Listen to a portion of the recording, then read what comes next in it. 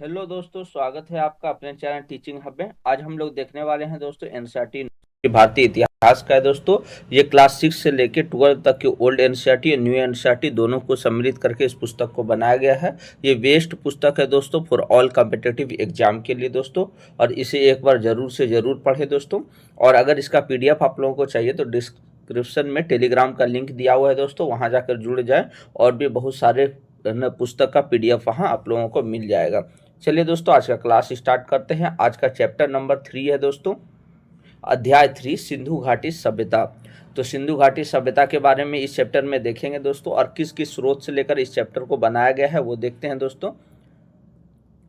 तो स्रोत के रूप में देखते हैं तो न्यू एंड ओल्ड एनसीईआरटी के क्लास 6 चैप्टर 2 नगर जीवन का प्रारंभ, और न्यू एनसीईआरटी के क्लास 6 चैप्टर 3 आरंभिक नगर, ओल्ड एनसीईआरटी क्लास 9 चैप्टर 2 कांस्य युगीन सभ्यताएं, ओल्ड एनसीईआरटी के क्लास 11 चैप्टर 7 हड़प्पा संस्कृति कांस्य युग सभ्यता, और न्यू एनसीईआरटी क्लास 12 के चैप्टर 1 दोस्तों ईंटें, मनके और अस्थियां। इन तमाम चैप्टरों को लेकर दोस्तों इस अध्याय को बनाया गया है, हड़प्पा संस्कृति या सिंधु घाटी सभ्यता। चलिए दोस्तों, आज का क्लास स्टार्ट करते हैं।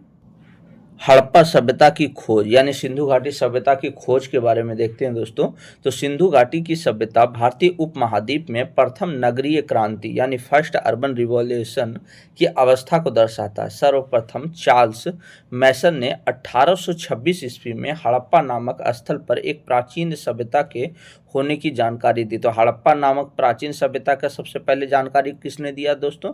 तो चार्ल्स मैसन ने दिया। कब दिया? 1826 ईस्वी में दिया। आगे देखते हैं दोस्तों। सर्वप्रथम हड़प्पा नामक स्थल की खोज की गई। इसका श्रेय 1875 ईस्वी में भारतीय पुरातात्विक सर्वेक्षण जो एएसआई है दोस्तों, उनके द्वारा जो है प्रथम निदेशक थे महानिदेशक अलेक्जेंडर कनिंघम को दिया गया। इन्हें भारतीय पुरातत्व का जनक भी कहा जाता है। मोस्ट इंपोर्टेंट है दोस्तों, ये कितने एग्जाम में पूछा भी जा चुका है कि भारतीय पुरातत्व का जनक किसे कहा जाता है दोस्तों? तो अलेक्जेंडर कनिंघम को कहा जाता है, क्योंकि 1875 में इन्हीं के अंतर्गत जो है भारतीय पुरातात्विक सर्वेक्षण के महान निदेशक थे और हड़प्पा संस्कृति की खोज चालू हुई थी।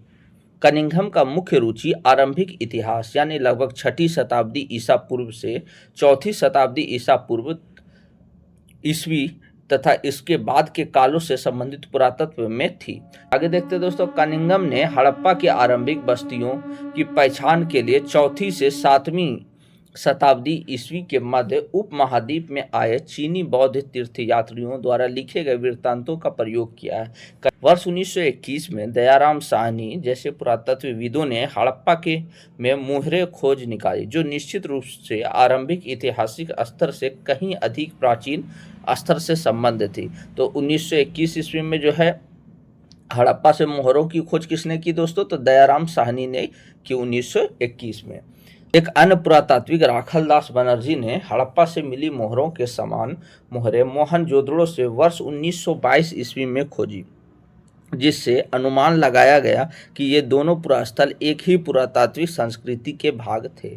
तो 1921 ईस्वी में दोस्तों अलग खोजा गया, जो कि हड़प्पा क्षेत्र के से मिली थी दोस्तों, और 1922 ईस्वी में जो है मोहनजोदड़ो क्षेत्र से राखलदास बनर्जी ने जो है मोहरें खोजी। इन्हीं खोजों के आधार पर वर्ष 1924 ईस्वी में भारतीय पुरातात्विक सर्वेक्षण के डायरेक्टर जो उस समय थे दोस्तों जनरल जॉन मार्शल ने संपूर्ण विश्व के समक्ष सिंधु घाटी में एक नवीन सभ्यता की खोज की घोषणा की। इस प्रकार विश्व को एक नई सभ्यता की जानकारी मिली जो मेसोपोटामिया के समकालीन थी। यानी पूछा जाता है दोस्तों कि सिंधु घाटी सभ्यता किसके समकालीन थी, कौन सी सभ्यता की? तो मेसोपोटामिया सभ्यता के समकालीन थे। और सिंधु घाटी सभ्यता के बारे में विश्व स्तर पर जो जानकारी दिया दोस्तों, तो वो सर जॉन मार्शल जो थे डायरेक्टर जनरल थे उस समय, उन्होंने ही जो है प्रमुख रूप से सिंधु घाटी सभ्यता नवीन सभ्यता की खोज के बारे में विश्व स्तर पर बताया।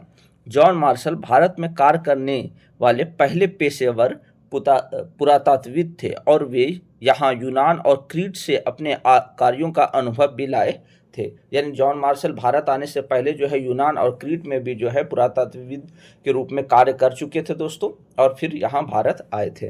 वर्ष 1944 में जो है REM व्हीलर भारतीय पुरातात्विक सर्वेक्षण के डायरेक्टर जनरल बने, और इन्होंने इस समस्या का निदान किया कि एक समान क्षैतिज इकाइयों के आधार पर खुदाई के स्थान पर टीले के स्तर विन्यास का अनुसरण करना आवश्यक है। 1980 के दशक से हड़प्पाई पुरातत्व में अंतर्राष्ट्रीय स्तर पर भी रुचि लगातार बढ़ती रही। हड़प्पा और मोहनजोदड़ो दोनों स्थानों पर उपमहाद्वीप के विदेशी विशेषज्ञ संयुक्त रूप से कार्य करते रहे हैं। कार्बन डेटिंग यानी C14 के अनुसार सिंधु घाटी सभ्यता का काल निर्धारण लगभग 2350 से लेकर 1750 ईसा पूर्व निर्धारित किया गया है। तो कार्बन डेटिंग के अनुसार अगर हड़प्पा संस्कृति देखा जाए दोस्तों, हड़प्पा सभ्यता, तो लगभग 2350 से लेकर 1750 ईसा पूर्व तक निर्धारित माना जाता है। इसके अतिरिक्त बहुत सारे विद्वान आए दोस्तों और उन्होंने अपने अपने तरह से भी निर्धारण किया। चलिए दोस्तों देखते हैं। तो मार्टिन व्हीलर के अनुसार जो इसका काल निर्धारण था दोस्तों, लगभग 2500 से लेकर 1500 ईसा पूर्व माना है दोस्तों मार्टिन व्हीलर ने। और सर जॉन मार्शल ने 3250 से लेकर 2750 ईसा पूर्व माना है। डीपी अग्रवाल ने 2300 से लेकर 1700 ईसा पूर्व तक माना है। तो मुख्य रूप से इन तीनों का ही याद रखना है दोस्तों कि व्हीलर के अनुसार काल निर्धारण 2500 से 1500 ईसा पूर्व है दोस्तों, और सर जॉन मार्शल के द्वारा 3250 से लेकर 2750 ईसा पूर्व, और डीपी अग्रवाल के अनुसार जो है 2300 से लेकर 1700 ईसा पूर्व माना गया है। उद्भव एवं विस्तार, तो हड़प्पा सभ्यता की उद्भव और विस्तार के बारे में देखेंगे दोस्तों हम लोग। तो हड़प्पा सभ्यता का उद्भव ताम्रपाषाणिक पृष्ठभूमि में भारतीय उपमहाद्वीप के पश्चिमोत्तर भाग में हुआ था। इस सभ्यता का नाम हड़प्पा संस्कृति पड़ा क्योंकि इसकी खोज सर्वप्रथम वर्ष 1921 में हड़प्पा नामक आधुनिक स्थल में हुई जो अब पाकिस्तान में स्थित है। तो मोस्ट इंपॉर्टेंट है दोस्तों, हड़प्पा जो स्थित है वो कहाँ है दोस्तों, तो वर्तमान के पाकिस्तान में स्थित है दोस्तों। और हड़प्पा की सबसे पहले खोज जो हुई कब हुई दोस्तों, 1921 में। तो सबसे पहला जो क्षेत्र हड़प्पा ही खोजा गया, इसलिए इस सभ्यता का नाम हड़प्पा सभ्यता रखा गया। परिपक्व हड़प्पा संस्कृति का केंद्र स्थल पंजाब और सिंध में मुख्यतः सिंधु घाटी में पड़ता है और यहीं से इसका विस्तार दक्षिण और पूरब की ओर हुआ है। हड़प्पा सभ्यता का भौगोलिक विस्तार उत्तर में जम्मू कश्मीर से लेकर दक्षिण में नर्मदा नदी के मुहाने तक और पश्चिम में बलूचिस्तान के मकरान समुद्र तट से लेकर उत्तर पूर्व में मेरठ तक माना जाता है दोस्तों। हड़प्पा सभ्यता का संपूर्ण क्षेत्र त्रिभुजाकार है। मोस्ट इंपॉर्टेंट है दोस्तों, ये क्वेश्चन पूछा भी जा चुका है कि हड़प्पा सभ्यता का जो संपूर्ण क्षेत्र है वो किस आकार में देखा जा सकता है, तो त्रिभुजाकार में देखा जा सकता है। इसका पूरा क्षेत्रफल लगभग 12,99,600 वर्ग किलोमीटर तक विस्तृत है। तो भारतीय उपमहाद्वीप में हड़प्पा संस्कृति के ज्ञात स्थलों की संख्या लगभग 1500 है। यानी जो भारत में उपमहाद्वीप क्षेत्र में जो हड़प्पा संस्कृति स्थल पाए गए हैं दोस्तों, लगभग 1500 पाए गए हैं। इनमें कुछ स्थल हड़प्पा संस्कृति के आरंभिक अवस्था के हैं और कुछ परिपक्व अवस्था के और कुछ उत्तर अवस्था के भी हैं। परिपक्व अवस्था वाले स्थानों की संख्या सीमित है और उनमें केवल 7 को ही नगर की संज्ञा दी गई है। इनमें 2 सर्वाधिक महत्वपूर्ण नगर हैं, पंजाब में हड़प्पा और सिंध में मोहनजोदड़ो अर्थात मृतकों का टीला। दोनों की अवस्थिति पाकिस्तान में ही स्थित है। तो मोस्ट इंपॉर्टेंट है दोस्तों, मोहनजोदड़ो का अर्थ क्या होता है दोस्तों, तो मृतकों का टीला कहा जाता है। तो पंजाब में जो है वो हड़प्पा है दोस्तों और सिंध में मोहनजोदड़ो है। दोनों जो है वर्तमान पाकिस्तान में अवस्थित है। हड़प्पा तथा मोहनजोदड़ो दोनों एक दूसरे से लगभग 483 किलोमीटर दूर थे और सिंधु नदी द्वारा जुड़े हुए थे। यानी हड़प्पा और मोहनजोदड़ो के बीच की डिस्टेंस कितनी थी दोस्तों, तो 483 किलोमीटर। और इन दोनों के बीच जो जोड़ने वाली नदी थी वो कौन सी नदी थी, तो सिंधु नदी थी। आगे देखते हैं दोस्तों। तीसरे नगर चुनहुदड़ो सिंध में मोहनजोदड़ो से लगभग 130 किलोमीटर दूर लगभग दक्षिण में स्थित था। यानी हम लोग हड़प्पा और मोहनजोदड़ो देखे दोस्तों। तीसरा जो नगर जिसको माना गया है दोस्तों वो चनहुदड़ो था जो कि सिंध में मोहनजोदड़ो से लगभग 130 किलोमीटर दूर था। चौथा नगर लोथल को माना गया दोस्तों जो कि गुजरात के खंबात की खाड़ी में स्थित है। मोस्ट इंपॉर्टेंट है दोस्तों, ये भी क्वेश्चन आया है कि लोथल कहाँ अवस्थित है, तो गुजरात के खंबात के खाड़ी में। पांचवा नगर कालीबंगा है दोस्तों जिसको काले रंग की चूड़ियों के लिए प्रसिद्ध माना जाता है और उत्तरी राजस्थान में व छठा बनवाली हिसार हरियाणा में। ये स्थान भी पूछता है दोस्तों। ये कालीबंगा कहाँ है दोस्तों, तो राजस्थान में है दोस्तों। बनवाली कहाँ है दोस्तों? बनावली तो वो हरियाणा में है। सातवां नगर धौलावीरा गुजरात के कच्छ क्षेत्र में अवस्थित है। मोस्ट इंपॉर्टेंट है दोस्तों। तो इसमें जो है याद रखना है दोस्तों, लोथल कहाँ है? तो गुजरात के खंभात की खाड़ी में है। कालीबंगा राजस्थान में दोस्तों, बनवाली हरियाणा में है और धौलावीरा जो है वो गुजरात में ही कच्छ के क्षेत्र में अवस्थित है। इस स्थल से हड़प्पा संस्कृति की तीनों अवस्थाएं देखने को मिलती है, जो इस प्रकार है, देख सकते हैं हम लोग दोस्तों। भारतीय उपमहाद्वीप में हड़प्पा संस्कृति का विकास उसी समय हुआ जब एशिया तथा अफ्रीका के अन्य भागों में मुख्यतः नील, फरात तथा दजला तथा वांगहो नदियों की घाटियों में दूसरी सभ्यताओं का विकास हुआ।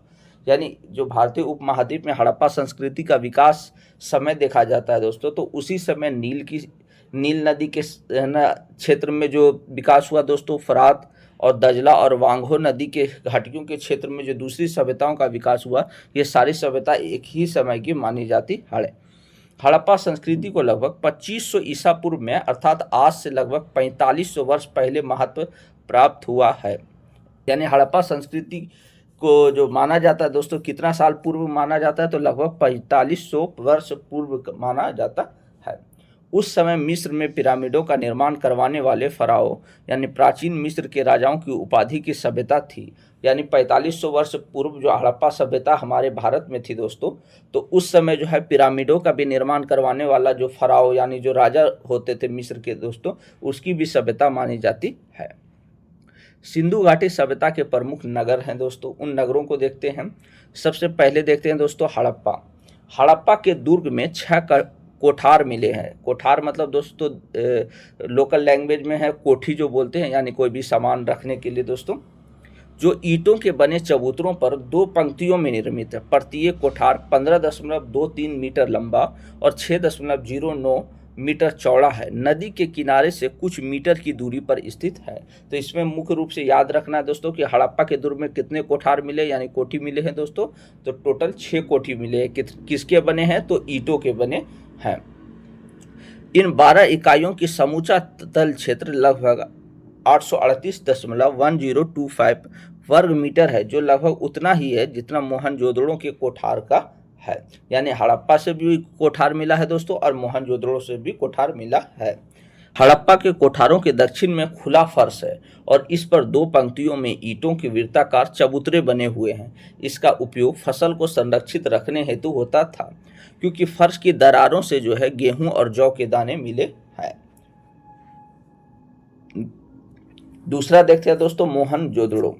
मोहनजोदड़ो का सबसे महत्वपूर्ण सार्वजनिक स्थल जो था वो विशाल स्नानागार था।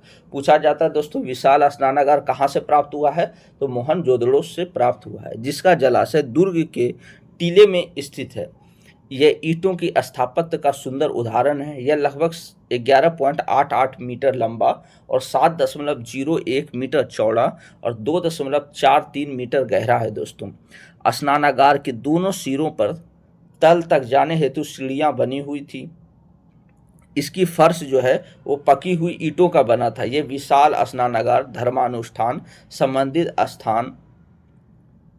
संबंधित जो स्नान होता था दोस्तों, इसके लिए बना गया था, जो भारत में प्रत्येक धार्मिक कर्म में आवश्यक रहा है। आगे देखते हैं दोस्तों मोहनजोदड़ो की सबसे बड़ी इमारत अनाज रखने का कोठार था, जो लगभग 45.71 मीटर लंबा और 15.23 मीटर चौड़ा था। तो इसमें इम्पोर्टेंट याद यही रखना है दोस्तों कि जो है सबसे बड़ी जो है अनाज रखने का कोठार कहाँ से मिला है दोस्तों? तो मोहनजोदड़ो से मिला है। मोहनजोदड़ो के कई आवासों में कुएं भी थे, जिनकी संख्या लगभग 700 थी। तो लगभग 700 कुएं भी प्राप्त हुए हैं दोस्तों। कहाँ से? मोहनजोदड़ो से। मोहनजोदड़ो से कपड़ों के टुकड़ों के अवशेष, चांदी का एक फूलदान का ढक्कन तथा कुछ अन्य तांबे की वस्तुएं भी मिली है। मोहनजोदड़ो से प्राप्त एक व्यक्ति की मूर्ति को कढ़ाईदार वस्त्र पहने हुए दिखाया गया है।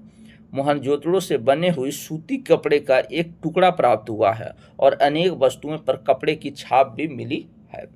आगे देखते हैं दोस्तों, तो इस तरीके से देख सकते हैं ये मोहनजोदड़ो का विशाल स्नानागार है दोस्तों, और इसमें ये सीढ़ी नुमा बना हुआ है जिससे लोग उतरते थे दोस्तों। इस तरफ से भी बना हुआ है। आगे देखते हैं दोस्तों, के कच्छ क्षेत्र में स्थित खादिर बेत के किनारे धौलावीरा नगर बसा हुआ था। वहाँ साफ पानी मिलता था और जमीन उपजाऊ थी। मोस्ट इंपॉर्टेंट है दोस्तों, पूछा जाता है धौलावीरा कहाँ स्थित है, तो गुजरात के कच्छ क्षेत्र में स्थित है। धौलावीरा नगर 3 भागों में बांटा गया था। इसके प्रत्येक भाग के चारों ओर पत्थर की ऊंची ऊंची दीवारें बनाई गई थी, जिसके अंदर जाने के लिए बड़े बड़े प्रवेश द्वार थे। तो पूछा जाता है दोस्तों धौलावीरा नगर जो है कितने भागों में बटा हुआ था, तो टोटल 3 भागों में बटा हुआ था। इस नगर में एक खुला मैदान भी था जहां सार्वजनिक कार्यक्रम आयोजित किए जाते थे। यहां से प्राप्त कुछ अवशेषों में हड़प्पा लिपि के बड़े बड़े अक्षर पत्थर पर उत्कीर्ण हैं। इन अभिलेखों को संभवतः लकड़ी में जड़ा गया था। यह एक महत्वपूर्ण अवशेष है क्योंकि समानता हड़प्पा के लेख मोहर जैसी छोटी वस्तुओं पर पाए जाते थे। इस रूप में देख सकते हैं दोस्तों, ये है धौलावीरा। तो धौलावीरा के चित्र को इस रूप में देख सकते हैं हम लोग दोस्तों। और ये कहाँ स्थित है दोस्तों, तो गुजरात के कच्छ क्षेत्र में स्थित है। आगे देखते हैं दोस्तों लोथल। लोथल गुजरात में खंभात की खाड़ी में मिलने वाला साबरमती की एक उपनदी भोगवा के किनारे बसा हुआ है। मोस्ट इंपॉर्टेंट है दोस्तों, ये बिहार दरोगा में पूछा जा चुका है दोस्तों क्वेश्चन कि लोथल जो है वो किस नदी के किनारे बसा हुआ है, तो भोगवा नदी के किनारे बसा हुआ है दोस्तों। ये मोस्ट इंपॉर्टेंट है दोस्तों, इसे याद रखेंगे कि लोथल किस नदी के किनारे बसा है, तो भोगवा नदी के किनारे बसा हुआ है। और लोथल कहाँ है दोस्तों, तो गुजरात के खंभात के खाड़ी क्षेत्र में है। यहाँ से हड़प्पा संस्कृति के अनेक महत्वपूर्ण अवशेष प्राप्त हुए हैं। लोथल पत्थरों, शंखों और धातुओं से निर्मित होने वाली वस्तुओं के निर्माण का एक महत्वपूर्ण केंद्र था। इस नगर में एक भंडार गृह भी था। लोथल के इस भंडार गृह से अनेक मोहरें, मुद्रांकन तथा मोहरबंदी गीली मिट्टी पर दबाने से बनी उनकी छाप मिली है। लोथल में बंदरगाह स्थित था। मोस्ट इंपॉर्टेंट है दोस्तों, पूछा जाता है हड़प्पा संस्कृति के समय बंदरगाह कौन था दोस्तों, तो लोथल था, जहां समुद्र के रास्ते आने वाली नावें रुकती थी। संभवतः यहां पर माल उतारा और चढ़ाया जाता था। लोथल में एक इमारत मिली है जहां संभवतः मनके बनाने का कार्य होता था। यहाँ पत्थरों के टुकड़े, अध बने मनके बनाने वाले उपकरण और तैयार मनके भी प्राप्त हुए हैं। कहाँ से दोस्तों, तो लोथल से। लोथल के लोग लगभग 1800 ईसा पूर्व में धान उगाते थे, जिसके अवशेष यहाँ पाए गए हैं। तो मोहनजोदड़ो में मुख्य रूप से हम लोग जो देखे दोस्तों कि उसके अन्नागार में जो है गेहूं और जौ के दाने मिले हैं, जबकि लोथल के लोग जो है 1800 ईसा पूर्व में धान उगाते थे। इसका प्रमाण वहाँ मिला है दोस्तों लोथल में। चलिए दोस्तों आगे देखते हैं। नेक्स्ट है दोस्तों कालीबंगा। कालीबंगा का अर्थ होता है काले रंग की चूड़ी। यहाँ ईंटों से निर्मित चबूतरा, लकड़ी के पाइप तथा अनेक घरों से कुएं के साक्ष्य मिले हैं। तो कालीबंगा का अर्थ क्या होता है दोस्तों, काले रंग की चूड़ी से संबंधित है। कालीबंगा का जो नगर है वो दुर्ग समानांतर चतुर्भुज के आकार का था। मोस्ट इंपॉर्टेंट है दोस्तों, हम लोगों ने हड़प्पा सभ्यता का आकार देखा दोस्तों, वो त्रिभुजाकार था, जो कि कालीबंगा का नगर है दोस्तों यानी दुर्ग जो है वो समानांतर चतुर्भुजाकार था। कालीबंगा के फर्श में अलंकृत ईंटों का प्रयोग किया गया था। यह हड़प्पा सभ्यता स्थलों में एकमात्र स्थल है जहां अलंकृत ईंटों का प्रयोग का साक्ष्य मिला है। पूछा जाता है दोस्तों कि अलंकृत ईंटों का साक्ष्य कहाँ से प्राप्त हुआ है दोस्तों, तो कालीबंगा से प्राप्त हुआ है। कालीबंगा से शल्य चिकित्सा के साक्ष्य भी प्राप्त हुए हैं। यहाँ पर बच्चे की एक खोपड़ी मिली थी जिसमें 6 छेद थे। इससे जल कपाली या मस्तिष्क शोध की बीमारी का पता चलता है। कालीबंगा से प्राप्त एक कंकाल के बाएं घुटने पर किसी धारदार कुल्हाड़ी से काटने का भी निशान प्राप्त हुआ है। नेक्स्ट देखते हैं दोस्तों चनहुदड़ो। तो चनहुदड़ो के बारे में देखते हैं दोस्तों, तो यह प्राक हड़प्पा संस्कृति, झूकर एवं झांकर संस्कृति के भी अवशेष मिले हैं। चनहुदड़ो से किलेबंदी के साक्ष्य नहीं मिले। यानी कौन सा नगर पूछता है कि दोस्तों कि किले के रूप में नहीं बंदी था दोस्तों, तो वो चनहुदड़ो ही था। चनहुदड़ो एकमात्र टीले पर निर्मित हुआ स्थल है जो दुर्गीकृत नहीं है, यानी वो जो है दुर्ग के रूप में नहीं बना हुआ था दोस्तों। यह एकमात्र हड़प्पा स्थल है जहां से वक्राकार ईंटें प्राप्त हुए हैं। चनहुदड़ो से टेराकोटा निर्मित बैलगाड़ी तथा कांस खिलौना गाड़ी प्राप्त हुआ है। मोस्ट इंपॉर्टेंट दोस्तों, पूछा जाता है कि जो है चनहुदड़ो से कैसा टेराकोटा निर्मित बैलगाड़ी और कांस खिलौना प्राप्त हुआ है दोस्तों। आगे देखते हैं दोस्तों बनावली के बारे में देखते हैं दोस्तों। बनावली से अच्छे किस्म के जौ, तांबे के बानाग्र, पकी मिट्टी के बने हल की आकृति का खिलौना, तांबे की कुल्हाड़ी, पत्थर एवं मिट्टी के बने मकान के साक्ष्य प्राप्त हुए हैं। मोस्ट इंपॉर्टेंट है दोस्तों, बनवाली में मेन पूछा जाता है दोस्तों, हल की आकृति का खिलौना कहाँ से प्राप्त हुआ है, तो वो बनवाली से प्राप्त हुआ है। बनावली में निकास पद्धति का अभाव था तथा नगर योजना शतरंज के जाल के आकार की बनाई गई थी। यहाँ दुर्ग तथा निचला नगर अलग अलग ना होकर एक ही प्राचीर से गिरे थे और एक मकान से धावन पात्र यानी वास बेसिन के साक्ष्य मिले हैं और एक अन्य मकान से सोने, लाजवर्द, कर्नेलियन के मनके तथा छोटे बटखरे प्राप्त हुए हैं। आगे देखते हैं दोस्तों, रोपड़ से तांबे की कुल्हाड़ी एवं कब्रगाह में आदमी के साथ कुत्ते को दफनाए जाने का साक्ष्य मिला है। यहाँ से मिट्टी के बर्तन, आभूषण, चट तथा फलक महत्वपूर्ण है। तो मोस्ट इंपॉर्टेंट है दोस्तों, रोपड़ से क्या मिला है, तो एक कब्रगाह में जो है आदमी के साथ कुत्ते को दफनाए जाने का साक्ष्य मिला है और तांबे की कुल्हाड़ी मिली है। ये दोनों याद रखना है दोस्तों, ये पूछा जाता है कि रोपड़ से क्या क्या प्राप्त हुए हैं, तो तांबे की कुल्हाड़ी और एक कब्र से जो है आदमी और कुत्ते को साथ में दफनाया हुआ मिला है। बालाकोट देखते हैं दोस्तों नेक्स्ट। बालाकोट में भवन निर्माण के लिए मुख्यतः कच्ची ईंटों का प्रयोग किया जाता था। सीप उद्योग यहाँ का सबसे समृद्ध उद्योग था। यहाँ से बड़ी संख्या में सीप की बनी चूड़ियों के टुकड़े प्राप्त हुए हैं। नेक्स्ट है दोस्तों कोठदीजी। कोठदीजी से पत्थर की नींव पर आधारित मकान का साक्ष्य मिला है, यानी पत्थर की नींव को जो है आधार बनाकर जो है मकान बनाया गया दोस्तों।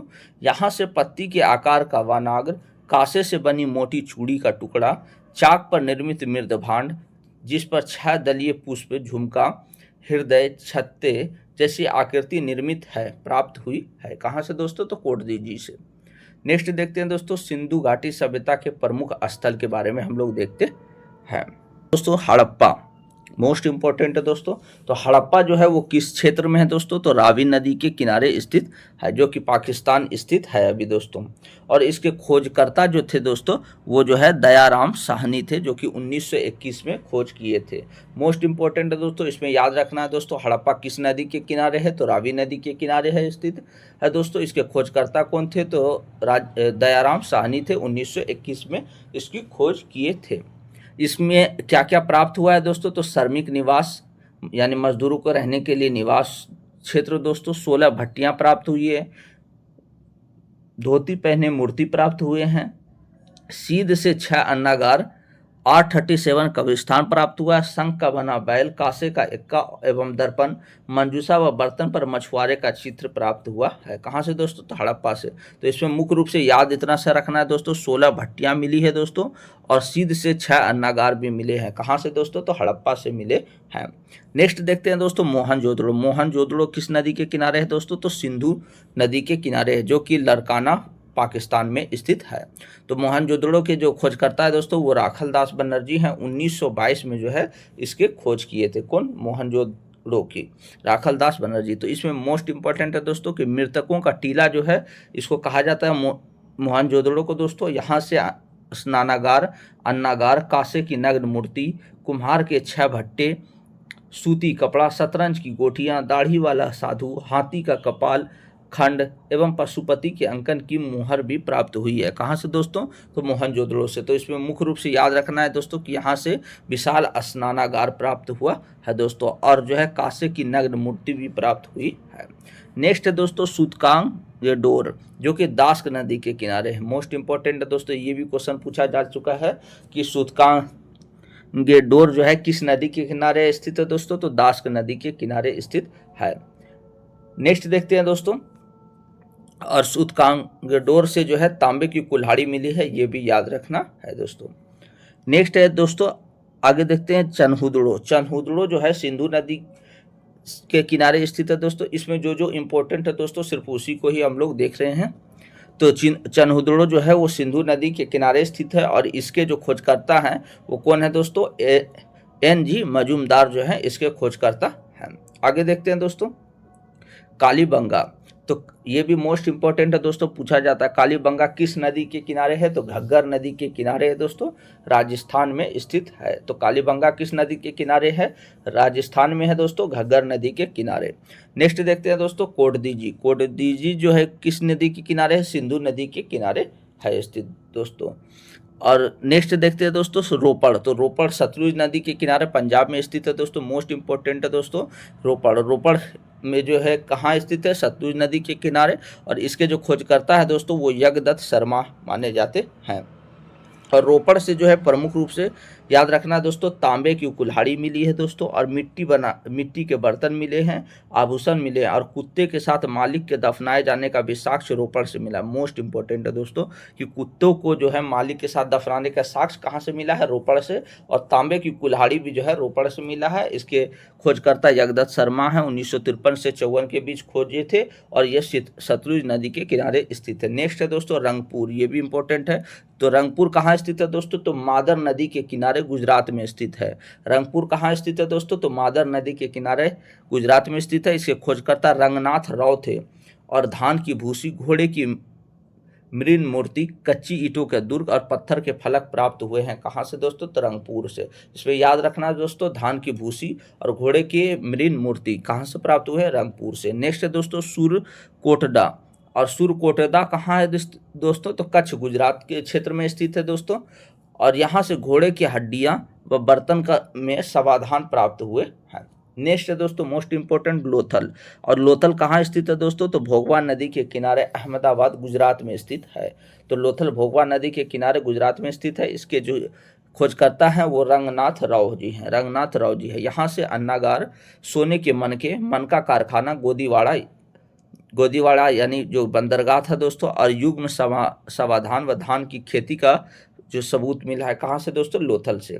नेक्स्ट है दोस्तों आलमगीरपुर, हिंडन नदी के किनारे है और उत्तर प्रदेश में स्थित है। और इसके खोजकर्ता यज्ञदत्त शर्मा हैं। आगे देखते हैं दोस्तों धौलावीरा।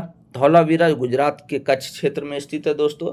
और इसके जो खोजकर्ता है बीबी लाल और एस बिष्ट हैं। 3 भागों में विभाजित एकमात्र शहर है दोस्तों। नागरिक उपयोग के लिए सबसे बड़ा अभिलेख, खेल का मैदान, पत्थर की बनी नेवले की मूर्ति, ये भी धौलावीरा से प्राप्त हुआ है। नेक्स्ट है दोस्तों राखीगढ़ी। ये भी इंपॉर्टेंट है दोस्तों, किस नदी के किनारे है, तो घग्गर नदी के किनारे। और राखीगढ़ी हरियाणा में स्थित है। इसके खोजकर्ता जो है सूरज भान थे। और आगे देखते हैं दोस्तों बनावली। बनावली जो है सरस्वती नदी के किनारे हिसार हरियाणा में स्थित है। मोस्ट इंपॉर्टेंट है दोस्तों कि बनावली कहाँ स्थित है दोस्तों, तो हिसार हरियाणा में स्थित है, सरस्वती नदी के किनारे। बालाकोट देखते हैं दोस्तों, तो ये अरब सागर में स्थित है, बलूचिस्तान पाकिस्तान के क्षेत्र में। और भगवानपुरा जो है वो सरस्वती नदी के क्षेत्र में स्थित है दोस्तों। और अल्लाह हदीनो सिंधु नदी के क्षेत्र में स्थित है। कुनाल जो है सरस्वती नदी के क्षेत्र में स्थित है दोस्तों। आगे देखते हैं दोस्तों नगर योजना। हड़प्पा संस्कृति की सबसे महत्वपूर्ण विशेषता इसकी नगर योजना प्रणाली थी। हड़प्पा तथा मोहनजोदड़ो के अपने अपने दुर्ग थे, यहाँ के शासक वर्ग के लोग रहते थे। प्रत्येक नगर में दुर्ग के बाहर उससे निम्न स्तर का एक शहर था, जहाँ ईंटों के मकान में सामान्य लोग रहते थे। इन नगरों में स्थित भवन जाल यानी ग्रिड की भौतिक व्यवस्थित थे। तद अनुसार सड़कें एक दूसरे को समकोण बनाते हुए काटती थी और अनेक खंडों में विभक्त थी। मोस्ट इंपॉर्टेंट है दोस्तों, पूछा जाता है कि हड़प्पा सभ्यता में जो नगरों की स्थिति थी वो किस तरीके से थी, तो ग्रिड की भौतिक व्यवस्थित थी, ग्रिड व्यवस्था के अंतर्गत व्यवस्थित थी दोस्तों। और उनकी जो सड़कें थी दोस्तों वो समकोण बनाते हुए एक दूसरे पर काटती थी, यानी इस रूप में काटती थी। हड़प्पा संस्कृति के नगर में पक्की ईंटों का प्रयोग एक विशेष तथ्य है, क्योंकि मिस्र के समकालीन भवनों में धूप में सुखाई गई ईंटों का ही प्रयोग हुआ था। समकालीन मेसोपोटामिया में पक्की ईंटों का उपयोग होता था, परंतु हड़प्पा संस्कृति के नगरों में पक्की ईंटों का प्रयोग बड़े पैमाने पर हुआ है। इस रूप में देख सकते हैं दोस्तों, ये हड़प्पा संस्कृति का कुछ चित्र है दोस्तों। अन्नागार और धान्यागार। हड़प्पा के दुर्ग में धान्यागारों की इमारतें बड़ी सावधानी से आयताकार रूप में बनाई गई, जो नदी के समीप थी। वस्तुएं नदी मार्ग द्वारा नावों से लाई जाती थी और धान्यागारों में संचित की जाती थी। वस्तुओं को एक स्थान से दूसरे स्थान तक ले जाने के लिए नाव सबसे अच्छा साधन था, क्योंकि सस्ता और बेहतर होने के अतिरिक्त इसमें श्रम भी कम लगता था। आगे देखते हैं दोस्तों। परकोटे से घिरे हुए मोहनजोदड़ो के दुर्ग में भी ऐसी अनेक अन्नागार इमारतें थी और यहाँ से प्राप्त एक बड़े भवन से ज्ञात होता है कि यह राजमहल या किसी शासक का घर था। नेक्स्ट देखते हैं दोस्तों, निकास प्रणाली। तो हड़प्पा सभ्यता का निकास प्रणाली किस तरीके से था? तो मोहनजोदड़ो की जल निकास प्रणाली अद्भुत थी। लगभग सभी नगरों के प्रत्येक छोटे या बड़े मकानों में प्रांगण और स्नानागार होते थे। कालीबंगा के अनेक घरों से अपने अपने कुएं होते थे। घरों के पानी बहकर सड़कों तक आता था, जहां अनेक नीचे नलियां बनी हुई थी, यानी नाली जो है बनी हुई थी दोस्तों। ये नालियां ईंटों और पत्थरों की सिल्लियों से ढकी रहती थी। सड़कों की इन नालियों में नरमोखे यानी मैन होल भी बने होते थे। मोस्ट इंपॉर्टेंट है दोस्तों, पूछा जाता है कि मोहनजोदड़ो के जो जल निकासी प्रणाली में है वो नालियां जो है ढकी रहती थी कि नहीं रहती थी? तो वो ढकी हुई रहती थी दोस्तों। किससे? तो ईंटों और पत्थरों की सिल्लियों से ढकी हुई रहती थी। आगे देखते हैं दोस्तों, सड़कों और नालियों के अवशेष बनवाली से भी प्राप्त हुए हैं। स्नानाघरों और नालियों की व्यवस्था भी महत्वपूर्ण थी। हड़प्पा का निकास प्रणाली विलक्षण थी। संभवतः कांस्य युग की दूसरी भी किसी भी सभ्यता ने स्वास्थ्य और सफाई का इतना महत्व नहीं दिया जितना कि हड़प्पा संस्कृति के लोगों ने दिया दोस्तों। आगे सड़कें तथा भवनें। हड़प्पा सभ्यता की सड़कें चौड़ी थी। मुख्य सड़क लगभग 10 मीटर चौड़ी थी, जो आधुनिक नगरों की बड़ी बड़ी सड़कों के बराबर थी। सड़क के दोनों ओर मकान बनाए जाते थे दोस्तों।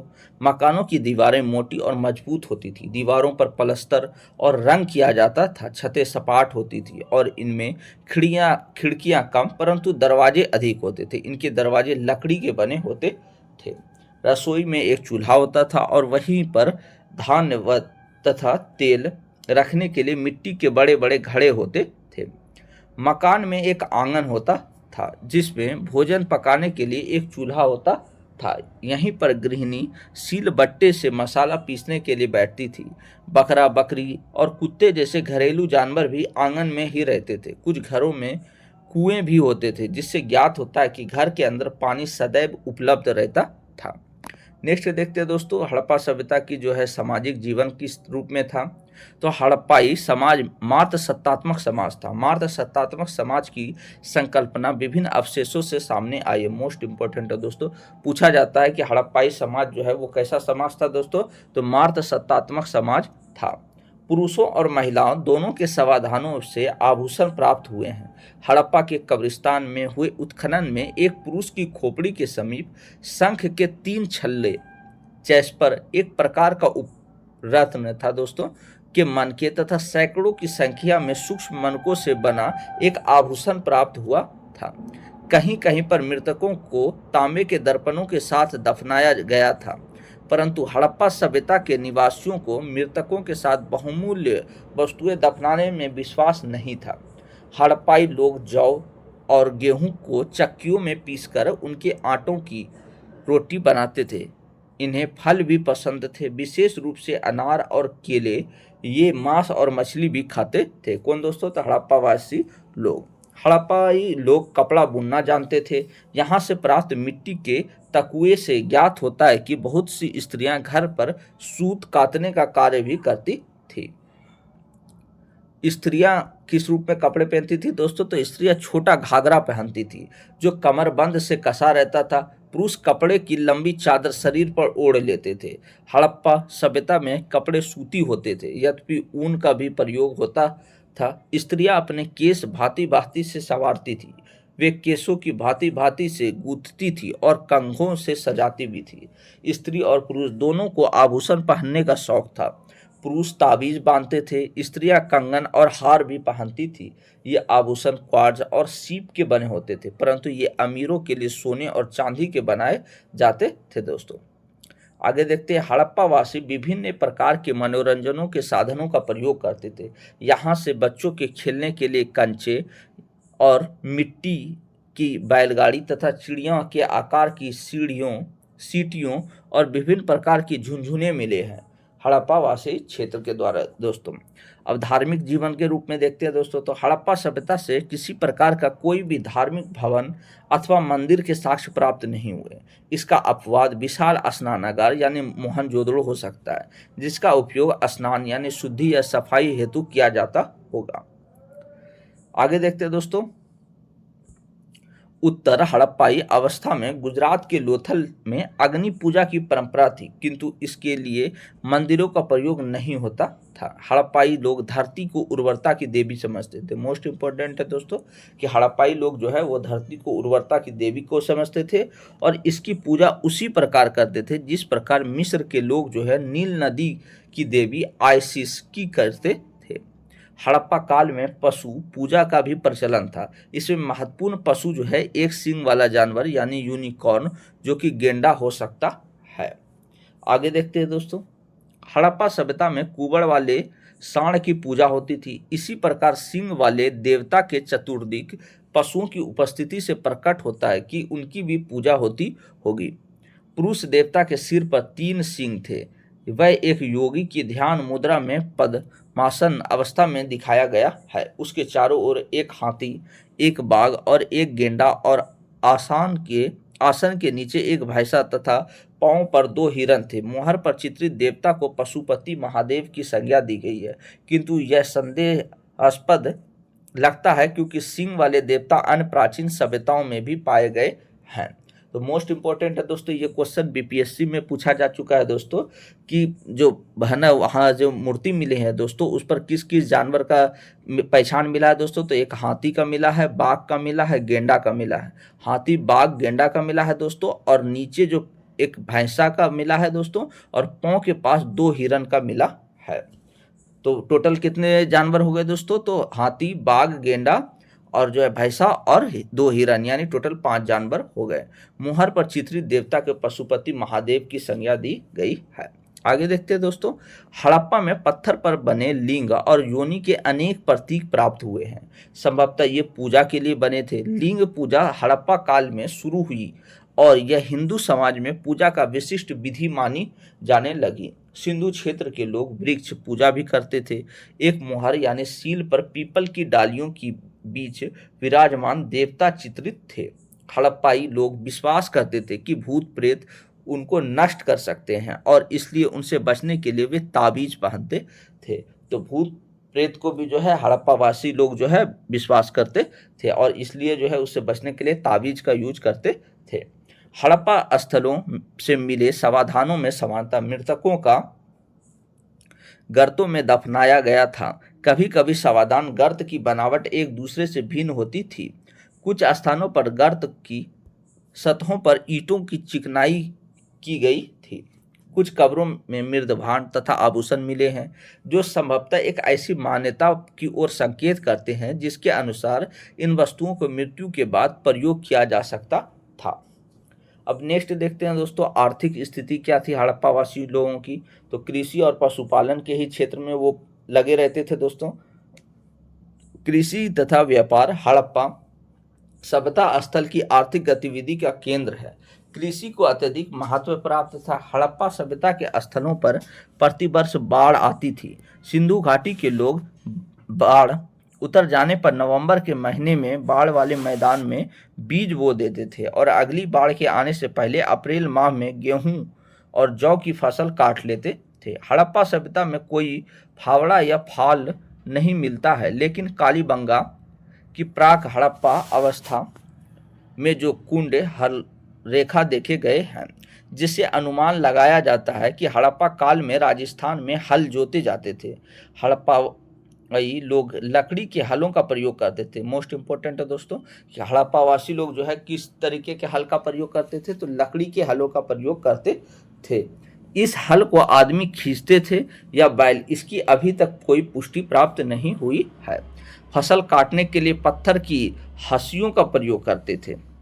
सिंधु सभ्यता में गेहूं, जौ, राई, मटर आदि अनाज का उत्पादन अधिक था। पनावली से जौ की अच्छी किस्में प्राप्त हुई है। इसके अतिरिक्त वे तिल और सरसों भी उगाते थे। नेक्स्ट देखते हैं दोस्तों, मोहनजोदड़ो और हड़प्पा के साथ कालीबंगा में भी अनाज बड़े बड़े कोठारों यानी अन्नागार में संरक्षित किया जाता था, क्योंकि संभवतः किसानों से राजस्व के रूप में लिया जाता था। सबसे पहले कपास को उगाने का श्रेय सिंधु सभ्यता के लोगों को दिया गया है। यही कारण है कि यूनान के लोगों ने इसे सिंधन कहकर संबोधित किया। हड़प्पाई लोग बैल, गाय, भैंस, बकरी, भेड़ और सुअर पालते थे। उन्हें कुबड़ वाला सांड विशेष प्रिय था। हड़प्पा सभ्यता में कुत्ते तथा बिल्ली दोनों के पहचान पालतू जानवर के रूप में की गई है। नेक्स्ट देखते हैं दोस्तों, हड़प्पा वासी गधे और ऊंट भी रखते थे। वे संभवतः इन पर बोझा ढोते थे। घोड़े के अस्तित्व का संकेत मोहनजोदड़ो के एक ऊपरी सतह से तथा लोथल से मिली एक मूर्तिका यानी टेराकोटा से मिला है। गुजरात में अवस्थित सुरकोटदा से घोड़े की हड्डियों के अवशेष प्राप्त हुए। मोस्ट इंपोर्टेंट दोस्तों, ये क्वेश्चन पूछा जा चुका है। घोड़े के हड्डियों का अवशेष कहाँ से प्राप्त हुआ है दोस्तों? तो सुरकोटदा से प्राप्त हुआ है, जो लगभग 2000 ईसा पूर्व के हैं। हड़प्पाई लोग हाथी तथा गेंडे जैसे वन्य पशुओं से परिचित थे। आगे देखते हैं दोस्तों, वाणिज्य तथा व्यापार किस रूप में था इनका? तो हड़प्पाई लोग सिंधु सभ्यता क्षेत्र के अंतर्गत पत्थर, धातु तथा हड्डी का व्यापार करते थे। हड़प्पा वासी धातु के सिक्कों का प्रयोग व्यापार के लिए नहीं करते थे, बल्कि वे व्यापार के लिए वस्तु विनिमय प्रणाली यानी वस्तुओं का आदान प्रदान करके करते थे। मोस्ट इंपोर्टेंट है दोस्तों कि हड़प्पा वासी लोग जो है उस समय सिक्के का प्रयोग नहीं करते थे, उस समय जो है वस्तु विनिमय प्रणाली द्वारा ही व्यापार करते थे। हड़प्पावासी अपने वस्तुओं और अनाजों को नाव तथा बैलगाड़ी के माध्यम से एक स्थान से दूसरे स्थान ले जाते थे। हड़प्पावासी अरब सागर के तट पर स्थित बंदरगाह सुतकांगेडोर तथा लोथल के से बाह्य व्यापार करते थे। हड़प्पा सभ्यता के लोग पहियों से परिचित थे। वे ठोस पहिए वाली बैलगाड़ी का प्रयोग करते थे। हड़प्पावासी का व्यापारिक संबंध राजस्थान हो गया, अफगानिस्तान और ईरान से भी था। इसके अतिरिक्त बहुत सी हड़प्पाई मोहरें मेसोपोटामिया की खुदाई से भी प्राप्त हुए हैं। यानी इस रूप में कहा जा सकता है दोस्तों कि मेसोपोटामिया और हड़प्पावासी लोगों के बीच भी व्यापार वाणिज्य होता था। आगे देखते हैं दोस्तों, 2350 ईसा पूर्व के आसपास और उसके पश्चात मेसोपोटामिया अभिलेखों में मेलुहा शब्द का प्रयोग हुआ है, जो सिंधु क्षेत्र का प्राचीन नाम था। मोस्ट इंपोर्टेंट है दोस्तों, पूछा जाता है सिंधु क्षेत्र का प्राचीन नाम क्या था? तो मेलुहा के नाम से जाना जाता है। मेसोपोटामिया अभिलेखों में दो मध्यवर्ती व्यापार केंद्रों का उल्लेख मिलता है। पहला है दिलमुन और दूसरा है मकरान। दोस्तों ये दोनों मेसोपोटामिया और मेलुहा के मध्य स्थित था। आगे देखते हैं दोस्तों, सिंधु घाटी सभ्यता से आयातित कौन कौन सी वस्तुएं होती थी दोस्तों? तो तांबा जो है वो खेतड़ी राजस्थान से प्राप्त होता था दोस्तों, और बलूचिस्तान के क्षेत्र से तांबा प्राप्त होता था। टीन जो है अफगानिस्तान और ईरान से लाया जाता था दोस्तों, और सेलखड़ी जो है वो दक्षिणी राजस्थान, उत्तरी गुजरात और बलूचिस्तान क्षेत्र से प्राप्त किया जाता था। लाजवर्त तो जो है मुख्य रूप से अफगानिस्तान के सोर्तुघई से और मेसोपोटामिया से प्राप्त किया जाता था। सोना दक्षिणी भारत से और अफगानिस्तान और फारस से प्राप्त होता था। सीसा जो है वो ईरान से दोस्तों, अफगानिस्तान और राजस्थान से, जबकि चांदी जो है ईरान और अफगानिस्तान से प्राप्त किया जाता था। नीलमणि महाराष्ट्र दक्षिण भारत के क्षेत्र से, शंख और कोड़ियाँ जो है सौराष्ट्र यानी दक्षिण भारत के क्षेत्र से प्राप्त किया जाता था। आगे देखते हैं दोस्तों, कला एवं संस्कृति। हड़प्पा संस्कृति कांस्ययुगीन संस्कृति थी। सामान्यतः कांस्य धातु तांबे में टीन मिलाकर धातु शिल्पियों द्वारा बनाई जाती थी। यानी जो कांसा होता है वो किसका मिश्रण होता है दोस्तों? तो तांबा और टीन को मिलाकर बनाया जाता है कांसा। हड़प्पा समाज में शिल्पियों में कसेरी यानी कांस्य शिल्पियों के समुदाय का महत्वपूर्ण स्थान था। ईंटों का विशाल इमारतों से स्पष्ट होता है कि स्थापत्य यानी राजगिरी महत्वपूर्ण शिल्प था। हड़प्पाई कारीगर मणियों के निर्माण में निपुण थे। हड़प्पा वासियों की कला एवं संस्कृति निम्न बिंदुओं से समझ सकते हैं दोस्तों, निम्न बिंदुओं के द्वारा देख सकते हैं। पहला है मृद भांड। हड़प्पाई लोग कुम्हार के चाक का प्रयोग करने में कुशल थे। उनके बर्तनों पर विभिन्न रंगों की चित्रकारी देखने को मिलती है। हड़प्पा मृद भांडों पर सामान्यतः वृत्त या वृक्ष की आकृतियां उत्कीर्ण है। कुछ ठीकरों पर मनुष्य की आकृतियां भी दिखाई देती है। देखते हैं दोस्तों, इस तरीके से मृद भांड को देख सकते हैं दोस्तों, जो कि उस समय बनाए जाते थे।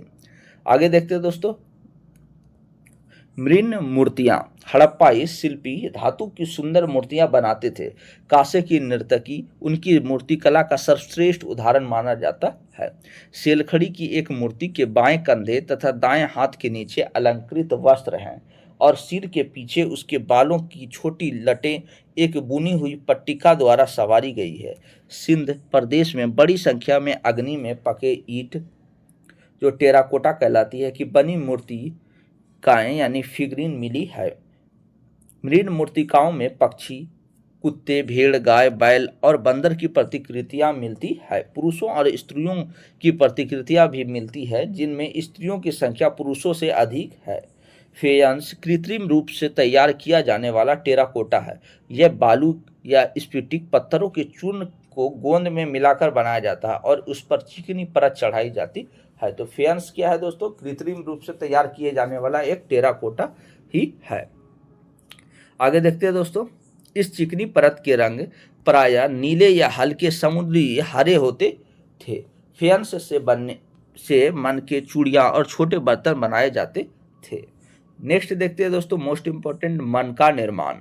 मोहरों का प्रयोग सामान से भरे उन डिब्बों या थैलों को चिन्हित करने के लिए किया जाता था जिन्हें एक स्थान से दूसरे स्थान पर भेजा जाता था।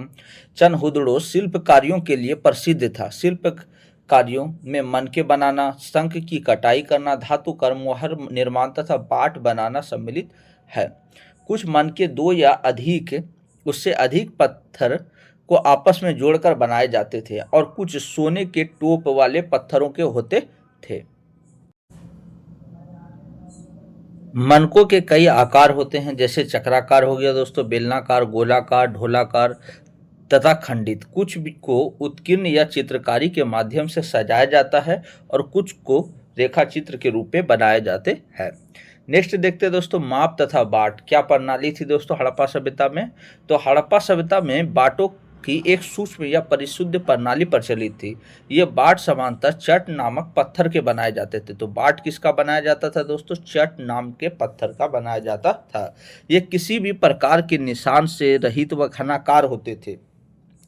इन बाटों के निचले मानदंड दो धारी यानी 1, 2, 4, 8, 16, 32, 64 इत्यादि यानी 12,800 तक थे, जबकि ऊपरी मानदंड दशमलव प्रणाली का अनुसरण करते थे। बाट के रूप में प्रयोग की गई कई वस्तुओं के अवशेष हड़प्पा स्थलों से प्राप्त हुए हैं, जिनसे स्पष्ट होता है कि तौल में 16 या उसके आवर्तकों का प्रयोग किया जाता था। तो किसका प्रयोग? 16 या उसके आवर्तकों का प्रयोग होता था। हड़प्पाई लोग मापना भी जानते थे। यहाँ से ऐसे डंडे प्राप्त हुए हैं जिन पर माप के निशान लगे हुए हैं और उसमें एक डंडा कांसे का भी था। लोथल से हाथी के जो दांत से निर्मित एक पैमाना मिला है जो हड़प्पा स्थलों में मापन प्रणाली के ज्ञान को पुष्टि करता है। नेक्स्ट देखते हैं दोस्तों, मोहरें। हड़प्पा सभ्यता की सर्वोत्तम कलाकृतियां मोहरें थी। अब तक लगभग 2000 मोहरें प्राप्त हुई है। इसमें अधिकांश मोहरों पर लघु लेखों के साथ साथ एक सिंगी जानवर, भैंस, बाघ, बकरी और हाथी की आकृतियां उत्कीर्ण होती दिखती है। तो इस रूप में मोहर देख सकते हैं दोस्तों कि यानी हड़प्पावासी सभ्यता का जो मोहर था इस रूप में होता था। आगे देखते हैं दोस्तों, राजनीतिक संरचना। तो हड़प्पा सभ्यता की राजनीतिक संरचना किस रूप में थी? तो हड़प्पा सभ्यता की बृहद संरचना तथा एक रूपता को स्पष्ट करते हुए यह संभावना प्रकट की गई है कि यह क्षेत्र केंद्रीकृत शासन द्वारा शासित था, किंतु इसका स्पष्ट साक्ष्य प्राप्त नहीं हुआ है। हड़प्पा स्थलों से प्राप्त दुर्गीकृत भाग तथा बृहद निर्माण इस ओर संकेत करते हैं कि यहाँ कोई संप्रभु सत्ता अवश्य रही होगी। हड़प्पा तथा मोहनजोदड़ो को इस क्षेत्र की दो राजधानियां के रूप में देखा जा सकता है। यहाँ के निर्माण राजस्व संग्रह की प्रणाली तथा अस्थायी सरकार की ओर संकेत करते हैं। अनेक विद्वानों ने पुरोहितों के शासन के विषय में बात की है, किंतु सिंधु सभ्यता स्थलों में किसी मंदिर अथवा पूजा स्थल के अवशेष प्राप्त नहीं मिले जो पुरोहितों के शासन को स्पष्ट कर सके। अब आगे देखते हैं दोस्तों हड़प्पाई लिपि, क्या क्या लिपि थी दोस्तों उस समय। तो हड़प्पा सभ्यता की लिपि का सबसे पहले जो है 1875 में अलेक्जेंडर कनिंघम ने प्रकाशित किया था। मोस्ट इंपॉर्टेंट है दोस्तों, हड़प्पा सभ्यता की लिपि सबसे पहले किसके द्वारा प्रकाशित किया गया दोस्तों, तो अलेक्जेंडर कनिंघम के द्वारा। कब किया गया, तो 1875 में। वर्ष 1923 तक पूरी लिपि प्रकाश में आ गई, किंतु वह अभी तक पढ़ी ही नहीं जा सकी है। पत्थरों की मोहरों और अन्य वस्तुओं पर हड़प्पाई लेखन के लगभग 4000 नमूने मिले हैं। इन मोहरों का प्रयोग धनाढ़ लोग अपनी निजी संपत्ति की को चिन्हित करने और पहचानने के लिए क्या करते थे। नेक्स्ट देखते हैं दोस्तों, हड़प्पा लिपि वर्णात्मक नहीं बल्कि मुख्यतः चित्र लिखात्मक यानी पिक्टोग्राफिक होती है। अधिकांश अभिलेख संक्षिप्त है, सबसे लंबे अभिलेख लगभग 26 चीन के प्राप्त हुए हैं। तो हड़प्पा सभ्यता की जो लिपि थी वो कैसी थी दोस्तों, तो चित्रलेखात्मक लिपि थी, और सबसे लंबा जो अभिलेख अभी तक प्राप्त हुआ है दोस्तों वो 26 चिन्ह से संबंधित है। हड़प्पाई लिपि में लगभग 250 से 400 तक चित्राक्षर हैं, और चित्र के रूप में लिखा प्रत्येक अक्षर किसी ध्यान, भाव या वस्तु का सूचक है। हड़प्पा सभ्यता के लेखन में बॉस्ट्रोफेडोन प्रणाली को अपनाया गया है। तो हड़प्पा सभ्यता के लेखन में किस प्रणाली को अपनाया गया है दोस्तों, तो बॉस्ट्रोफेडोन। आगे देखते हैं दोस्तों, इसमें लिपि को एक पंक्ति में सीधा और दूसरे पंक्ति में उल्टा यानी दर्पण की भांति लिखा जाता था। चित्रात्मक लिपि होने के कारण इसे दाईं ओर से बाईं ओर तथा पुनः बाईं ओर से दाईं ओर लिखे जाने का आभास होता है। सिंधु घाटी सभ्यता का पतन किस रूप में हुआ दोस्तों, तो देखते हैं लगभग 3900 वर्ष पहले लोगों ने हड़प्पाई नगरों को छोड़ दिया तथा लेखन, मोहर और बाटों का प्रयोग बंद हो गया। कच्चे माल का आयात कम हो गया। मोहनजोदड़ो में सड़कों पर कचरे का ढेर बनने लगे। जल निकास प्रणाली नष्ट हो गई और सड़कों पर ही झुग्गी नुमा घर बनाए जाने लगे। कुछ विद्वानों का कहना है कि नदियां सूख गई और जंगलों का विनाश हो गया। मवेशियों के बड़े बड़े झुंडों से चारागाह और घास वाले मैदान समाप्त हो गए तथा कुछ क्षेत्रों में बाढ़ आ गई। 1800 ईसा पूर्व तक चेलिस्तान जैसे क्षेत्रों में अधिकांश विकसित हड़प्पा स्थलों को त्याग दिया गया। इसके साथ ही गुजरात, हरियाणा और पश्चिमी उत्तर प्रदेश की नई बस्तियों में आबादी बढ़ने लगी। मार्टिमर व्हीलर ने हड़प्पा सभ्यता के पतन के लिए बाह्य आक्रमण यानी आर्यों के आक्रमण को उत्तरदायी माना है। मोस्ट इंपॉर्टेंट है दोस्तों, व्हीलर के अनुसार जो है हड़प्पा सभ्यता का पतन का मुख्य कारण क्या है दोस्तों, तो बाह्य आक्रमण माना है। हड़प्पा संस्कृति लगभग 1000 वर्ष तक जीवित रही। 1500 ईसा पूर्व के आसपास हड़प्पा संस्कृति का पतन होना चालू हो गया। कुछ विद्वानों के अनुसार किसी अज्ञात महामारी या रोग ने बड़ी संख्या में लोगों को क्षति पहुंचाई, जिसके परिणाम स्वरूप इस सभ्यता का पतन हुआ। जलवायु परिवर्तन के कारण यहाँ की जलवायु शुष्क तथा भूमि रेगिस्तान में बदलने लगे, जिससे हड़प्पा और मोहनजोदड़ो जैसे नगर जो है लुप्त हो गए। पतन के संदर्भ में बहुत सारे विद्वान का अलग अलग मत है दोस्तों। तो गार्डन चाइल्ड और व्हीलर के अनुसार जो है जो पतन का कारण है वो बाह्य आक्रमण और आर्यों का जो आक्रमण हुआ उसके द्वारा। बाढ़ से जो है पतन हुआ है दोस्तों, वो जॉन मार्शल, मैके तथा राव के अनुसार जो है हड़प्पा सभ्यता का जो पतन हुआ है वो बाढ़ से हुआ है। और आर.एल. स्टाइन या ए.एन. घोष के अनुसार जलवायु परिवर्तन से हड़प्पावासी का पतन हुआ दोस्तों। एम.आर. साहनी के अनुसार भूगर्भिक परिवर्तन के कारण, जॉन मार्शल के अनुसार प्रशासनिक शिथिलता के कारण जो है ये पतन हुआ है। और के.यू.आर. कैनेडी के अनुसार प्राकृतिक आपदा के अनुसार। परिवर्ती हड़प्पा क्या है दोस्तों, उसके बारे में देखते हैं। हड़प्पा सभ्यता के पतन के पश्चात 1900 ईसा पूर्व में अनेक विस्तीर्ण संस्कृतियों का विकास हुआ, जो नगरीय अवस्था से पृथक नगरेतर संस्कृति का आभास देते हैं। हड़प्पा संस्कृति की नगरेतर अवस्था को उप सिंधी संस्कृति भी कहते हैं। पूर्व में इस संस्कृति को हड़प्पोत्तर कहा जाता था, परंतु वर्तमान में यह हड़प्पा उत्तर हड़प्पा संस्कृति के नाम से जानी जाती है।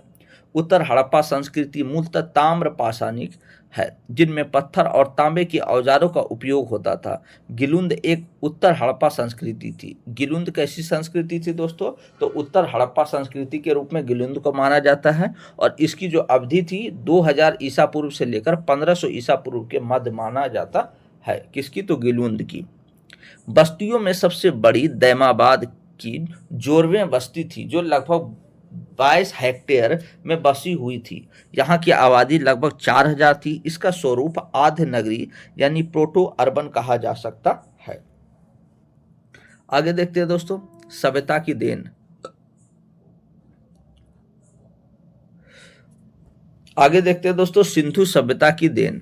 सिंधु सभ्यता के पतन के बावजूद इसकी सात्यता यानी कॉन्टिन्यूटी प्रभावित करती है। इस नगरीय सभ्यता ने अनेक महत्वपूर्ण क्षेत्रों में अपना योगदान दिया। सिंधु सभ्यता यानी हड़प्पा सभ्यता ने दशमलव प्रणाली पर आधारित माप तोल की प्रणाली प्रदान की, जिसका व्यवहार आधुनिक प्रक्रियाओं में भी यथावत किया जा रहा है। नगर नियोजन तथा निकास प्रणाली हड़प्पा सभ्यता की वैज्ञानिक देन है, जिसे अब भी नगर निर्माण में प्रयुक्त किया जाता है। नालियों के साथ मेन होल का निर्माण आधुनिक सीवेज प्रणाली का मुख्य भाग है।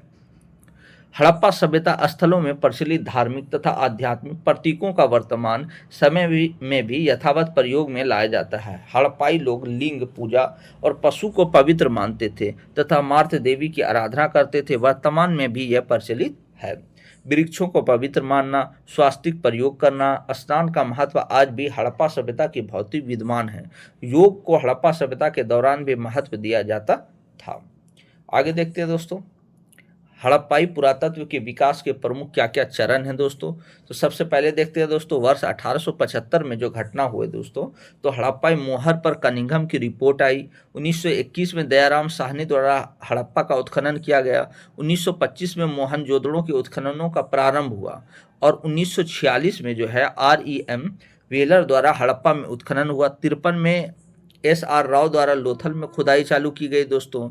1960 में BV लाल तथा BK यासर के नेतृत्व में कालीबंगा में उत्खनन का आरंभ किया गया और 1974 में MR मुगल और बहावलपुर में अन्वेषणों का आरंभ और 1980 में जर्मन इतालवी संयुक्त दल द्वारा मोहनजोदड़ो में सतह अन्वेषणों का आरंभ किया गया। 1986 में अमेरिकी दल जो है हड़प्पा में उत्खननों का आरंभ किया दोस्तों और 1999 में RS बिष्ट द्वारा धौलावीरा में उत्खनन को प्रारंभ किया गया।